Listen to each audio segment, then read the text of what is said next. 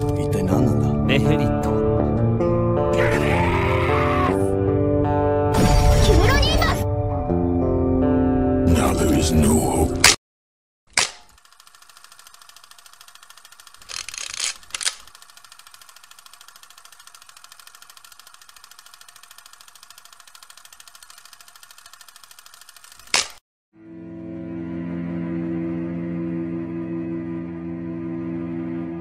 En el preciso momento en que la Hidra soltó su último aliento, el cristal mágico que mantuvo presa a Zenith Greyrat durante tantos años se disolvió en un torrente líquido.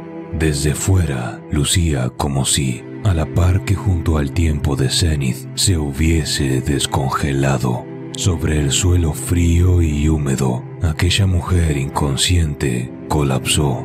Desde lejos parecía muerta, pero los temores pronto se disiparon cuando se corroboró que respiraba. En los alrededores de lo que había sido hasta hacía minutos la morada de la muerte, docenas de enormes cristales mágicos brillaban con la promesa de grandes riquezas junto a las incontables piedras mágicas que hasta hacía poco habían sido las escamas de la Hidra. Junto a los cuantiosos ítems mágicos desperdigados al fondo, resultaban en una gran suma, sí, pero nadie estaba de humor para recolectarlos.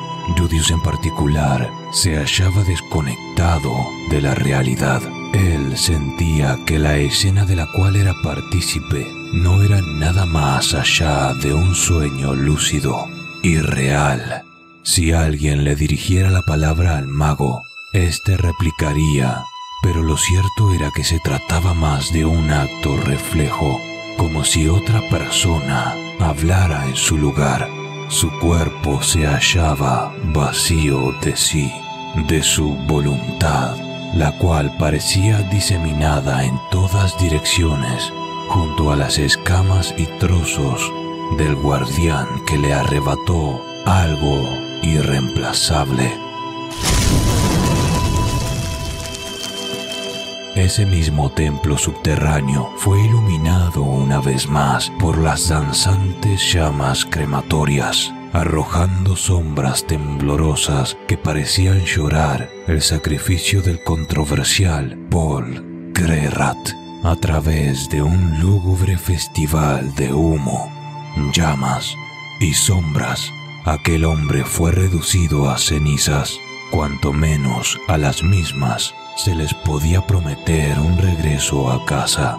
El autor de aquel fuego no fue otro que Rudius Greyrat, su hijo, el más apropiado para asumir la cruel responsabilidad de cremar a su padre y luego fragmentar y pulverizar sus huesos para ser colocado en un jarrón que creó con magia de tierra. El hombre dejó atrás 3 pertenencias, un peto que protegía su torso, una mágica espada corta y, finalmente, su favorita, la espada que le acompañó durante años, incluso desde antes que Rudius, su primogénito, naciera. Me siento extraño. Esta emoción. Siento un peso aplastando mi pecho. Las únicas palabras que soltó Rudius antes de abandonar el lugar fueron: vayamos a casa. En el camino de regreso a la superficie, el mago no fue ni un ápice de útil de lo que había sido anteriormente. Lograba combatir usando su magia, pero sus pies eran inestables, como si no pudiera sostenerse apropiadamente sobre el suelo, casi como si flotara en una nube negra de luto, de no ser por Roxy Migurdia, quien le seguía desde muy cerca. Rudius hubiera terminado pisando una trampa de teletransportación, sin lugar a dudas. Sin importar la cantidad de errores que el mago cometía, nadie se atrevía a recriminarle nada. Ni el Inalais, Ni Roxy, ni Talhand, ni Gisu soltaron quejas, ni tampoco palabras de consolación. Todos parecían estar inseguros de qué decirle a Rudius. Zenith fue cargada todo el camino hacia la superficie, y a pesar del gran ruido de las muchas batallas que tuvieron lugar de regreso, la mujer no abrió los ojos ni una sola vez, algo que acrecentaba más y más la ansiedad que el mago sentía con cada paso que daban hacia arriba. Zenith. Ella al menos respira. ¿Por qué no abres los ojos? Les tomó 3 angustiantes días para que los indiferentes rayos del sol les encandilaran a todos en la superficie, donde nada parecía haber cambiado a pesar de la tragedia. En ese momento, Rudius supo que no estaba soñando. Si alguien le pidiera al mago que recordara tan solo una de las palabras que le entregaron en son de bienvenida al retornar a la ciudad de Rapan, él no podría siquiera rememorar una sola. Fueron Elinalais y Gisu quienes explicaron la situación a las 3 personas que les recibieron a las puertas de la ciudad. Ante los ojos de Rudius, quien no se atrevía a decir nada, Shiera colapsó en un mar de lágrimas y Viera se sumergió entre sus rodillas en shock. Lilia, sin embargo, era diferente. Parecía lucir una máscara y el mago podía percibirlo. Podía sentirlo en el abrazo que la maid le dio. Su preocupación y alivio por el mago eran genuinos, pero más allá de eso, había un dolor insoportable que Lilia escondió, porque sabía que ese era el momento de ser fuerte para los demás, decidiendo en ese instante el derramar sus lágrimas en la privacidad de un cuarto solitario. Luego, Lord Rudius, debe de haber sido difícil. Lo has hecho bien. Por favor, intenta descansar un poco y déjame el resto a mí. sintiéndose completamente vacío, Rudius tan solo asintió. En la privacidad de la posada, al quitarse su túnica de mago, los recuerdos volvieron sonoramente, cerciorándose de que reconociera que aquella era la innegable realidad. En la prenda, un enorme agujero y trozos rasgados mutilaban desde su manga izquierda hacia arriba.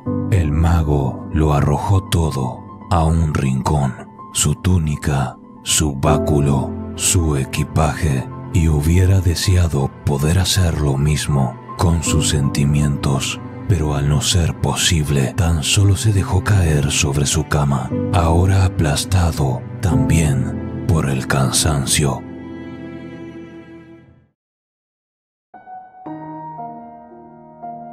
Esa noche Rudius tuvo un sueño, no con un extraño hombre blanco que se autoproclamaba Dios, aunque sí estaba de regreso en su antiguo cuerpo, en su antiguo mundo. El sueño era tanto sueño como también una parcial memoria del lejano pero tan próximo pasado. Él se encontraba en la sala de estar en la casa de sus padres japoneses, quienes estaban hablando de él. Rudius no podía oír sus voces, pero extrañamente podía saber que él era el tópico de la plática. Padre, madre, estaban preocupados por mí. En aquel entonces, Rudius había dejado aquel mundo atrás sin saber realmente la causa de muerte de sus padres.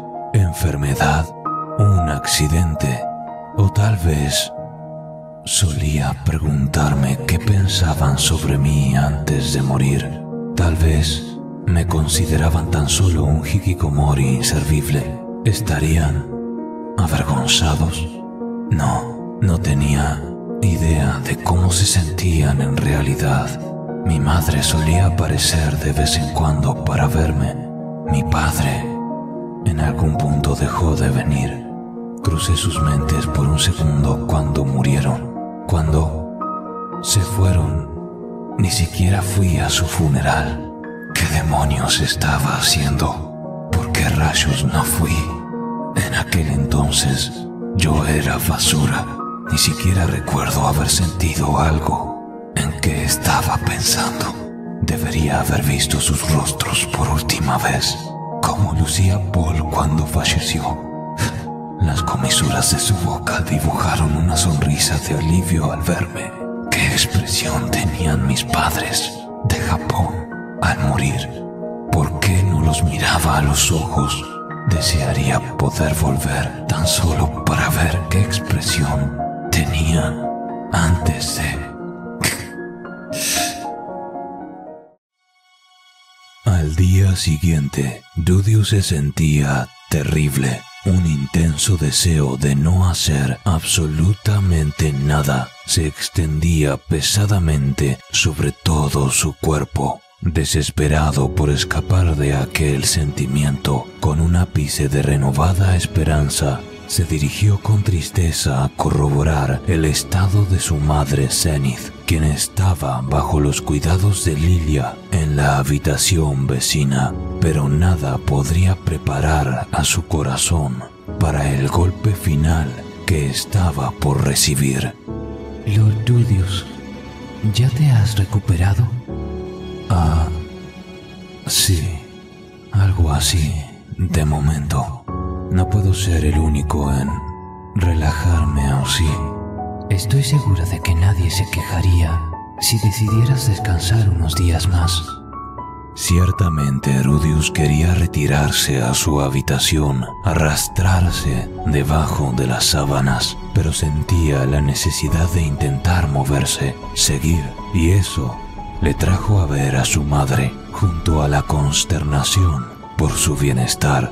Ante su insistencia, Lilia le dejó sentarse junto a ella para contemplar y cuidar a Zenith, quien no parecía mostrar señales de despertar. Lo curioso era que a pesar de hallarse en ese estado, no parecía perder peso ni su salud parecía deteriorarse por inanición. Pensé que luciría algo más avejentada, dado los años que transcurrieron, pero no ha cambiado nada en el exterior. Sus mejillas y sus manos están cálidas, y si acercas una oreja a sus labios puedes oír su respiración, pero sus ojos se rehúsan a abrirse. Madre, por favor, abre tus ojos. No fueron pocos los momentos que Rudius pasó junto a Lilia, vigilando a su madre. Ocasionalmente Viera y Shiera entraban a la habitación y sostenían pláticas de esto y aquello, pero la mente del mago no lograba retener nada de lo que decían. Él y Lilia comían juntos, aunque Rudius tampoco conseguía sentir hambre realmente y tan solo acompañaba a Lilia. La comida se le atoraba en la garganta y tan solo lograba bajarla con sonoros tragos de agua.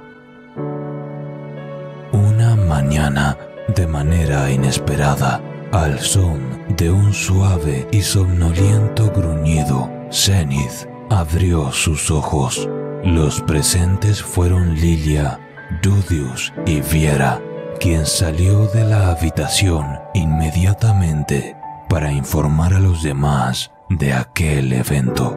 Zenith intentó elevar su torso y sentarse sobre la cama en un movimiento que resultaría imposible para alguien que ha pasado tanto tiempo inmóvil, pero con una pizca de asistencia de Lilia lo consiguió. Lilia, respetuosa pero cálidamente, le dio la bienvenida en forma de buenos días, y Zenith, aún somnolienta, musitó levemente. Su voz, esa voz, está cargada de nostalgia para mí. Es la voz tranquilizadora y suave que oí en el instante en que nací en este mundo. ¿Qué es este sentimiento? ¿Acaso es alivio? Paul ya no está. Nada puede cambiar eso, pero la persona por la cual sacrificó el resto de sus años está a salvo. De seguro estará terriblemente triste cuando se entere, pero... Madre, Lilia y yo, los tres, podremos compartir el peso de esa pérdida irreemplazable, juntos. En ese instante, Dudius se aclaró la garganta y con una calidez latiéndole en el pecho, exclamó: «Madre». El corazón de Rudius se congeló por un momento que lucía como una eternidad. Me ha olvidado. No puedo culparla. Lo mismo ocurrió con Roxy. Han pasado muchos años, pero pronto se acostumbrará a mi nuevo rostro y reiremos juntos. Mi señora, este es Lord Dudius. Han pasado 10 años desde la última vez que lo ha visto. El silencio fue la única respuesta, y el mismo se propagó por la habitación y más allá, hasta ocupar los rincones de los corazones de Lilia y Rudius. Zenith miraba directamente a los ojos de su hijo, pero en los de la mujer había ausencia, y para Rudius lucían como un espejo en los que tan solo se podía ver reflejado a él, mas no atisbo de razón o intención alguna por parte de su madre. Zenith inclinó su cabeza como si observara con curiosidad y confusión irracional, mirando a través de aquello en lo que posara sus ojos, y en ese instante, casi como si realizara algo aterrador, los párpados de Lilia se abrieron de par en par con sorpresa y temor. Mi señora, ¿podrá ser que...? Dudius sabía cuáles eran las palabras que completaban la oración de Lilia, aquellas que fueron ahogadas en consideración, y tras numerosos intentos por lograr comunicarse con Zenith, no existía otra conclusión a la cual arribar. Zenith Crerat reaccionaba a sus voces, pero no tenía voz propia, ni signos de comprender lo que oía. Era: Lord Dudius, me temo que la señora se ha ido, ha perdido todo. Así es, madre, ha perdido todo: su memoria, su conocimiento, su inteligencia, todo lo necesario que hace a una persona como tal. Es un cascarón. No hay forma de que recuerde a Paul, ni a mí, o a Lilia. ¿Cómo? ¿Qué? ¿Cuándo? ¿Quién? Nada de eso. Eso significa que ni siquiera puede estar triste de que él ha muerto. Los pensamientos de Rudius gritaban de angustia. Sentía cómo la realidad se transformaba en un cuchillo que con su gélido filo atravesaba su corazón hasta los recónditos recovecos del pasado. De sus labios solo se escapó un jadeo.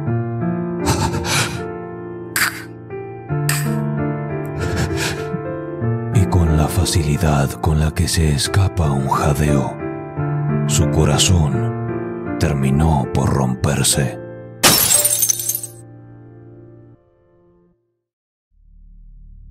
¿Cuántos días transcurrieron tras ese instante? Dudius no lo sabía. Su sentido del tiempo era vago: despertarse, dormirse y repetir. Ese era su ciclo. Cuando dormía, sus sueños revivían el momento en el que Paul murió. En esos sueños, el mago sabía el trágico desenlace que le esperaba y trataba de salvar a su padre, pero nunca lo lograba. En Dudius no habitaba la voluntad de conseguir levantarse. Todo lo que podía hacer era pensar en Paul.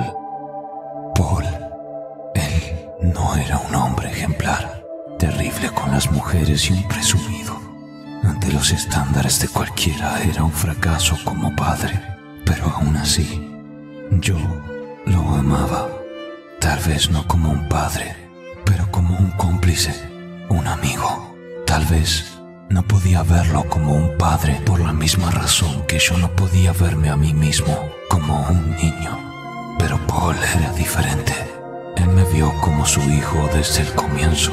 A mí, quien había sido un pedazo de basura de 30 y tantos, recluso del mundo. A mí, cuyas acciones eran extrañas para un niño vistas desde el exterior. Aún así, me aceptó como su familia. Nunca me trató como un extraño. Para él siempre fui su hijo, a pesar de mis anormales capacidades. A pesar de todo, me enfrentó cara a cara. Siempre. Él era un padre. Siempre lo fue. Actuó como tal en momentos donde cargaba con grandes pesos en su vida, por el bien de su familia. Y al final de todo, incluso me protegió con su vida. Valientemente puso su vida en juego por mi bien, como si fuera lo más natural del mundo. Y murió. Es extraño. Ahora no puedo evitar pensar en él como mi padre. Pero yo soy un impostor. Si tuviese que sacrificar su vida por alguien, tendría que ser por Norm o Aisha. Niñas de verdad, hijas genuinas, no por mí. ¿Qué demonios haces dejando atrás a tus hijas? Zenith y Lilia no eran importantes para ti. Él pensaba en mí como alguien de igual importancia. En su familia éramos todos igual de importantes. Maldita sea. Y ahora, ¿cómo les diré a Norm, a Aisha?